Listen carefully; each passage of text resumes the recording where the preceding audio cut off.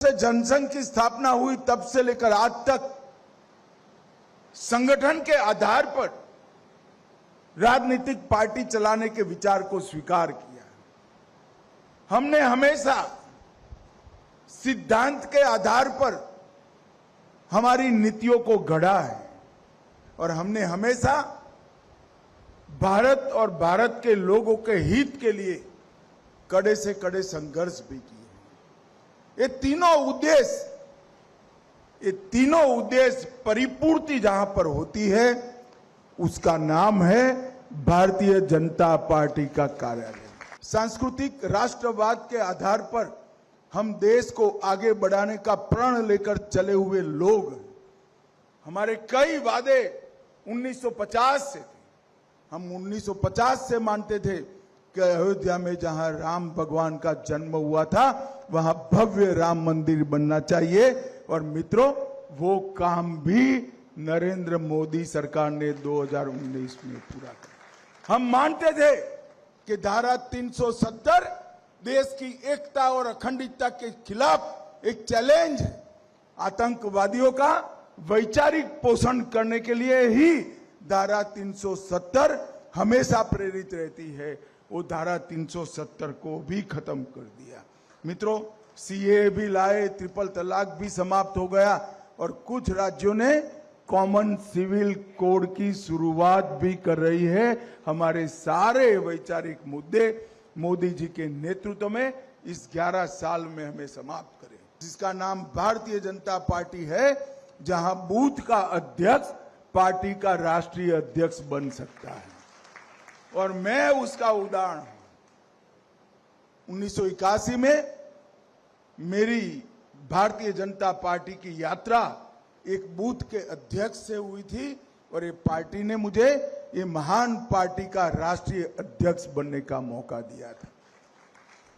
यही बताता है कि हमारी पार्टी परिवारवाद के आधार पर नहीं चलती। हमारी पार्टी लोकतांत्रिक मूल्यों के आधार पर जो परिश्रम करता है, पार्टी के सिद्धांतों पर आगे बढ़ता है, जिसके अंदर परफॉर्मेंस करने की ताकत है, वो ही इस पार्टी में बड़ा नेता बन सकता है मित्रों। और हमने ये सिद्ध कर रख दिया कि परिवारवादी पार्टियों की पॉलिटिक्स इस देश में नहीं चलेगी। पॉलिटिक्स ऑफ परफॉर्मेंस ही देश का नेतृत्व आगे संभालेंगे। और मोदी जी इसका उत्कृष्ट उदाहरण है।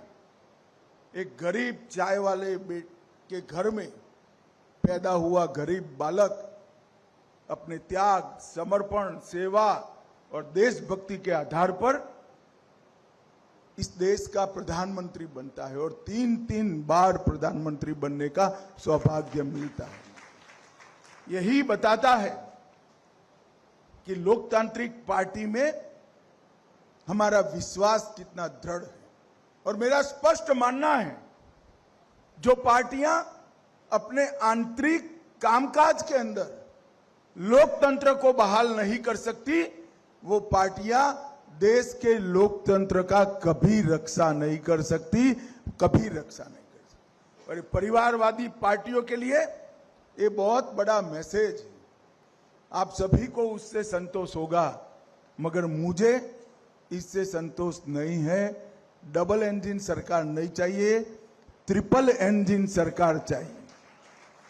तहसील पंचायत, जिला पंचायत, म्युनिसिपैलिटी और म्युनिसिपल कॉरपोरेशन मैं भारतीय जनता पार्टी के कार्यकर्ताओं का आह्वान करना चाहता हूं कि इतने दमखम के साथ लड़िए कि विरोधियों का सुपड़ा साफ हो जाए। दूरबीन लेकर कहीं पर वो दिखाई न पड़े, इतने प्रचंड आवेग और परिश्रम के साथ इस चुनाव को हमने लड़ना भी है और जीतना भी। देश की जनता भारतीय जनता पार्टी के स्वागत के लिए तैयार है। यही बताता है, यही महाराष्ट्र में हम 2014 में 4थे नंबर की पार्टी हुआ करते थे और आज महाराष्ट्र में हम पहले नंबर की पार्टी बनकर हुए।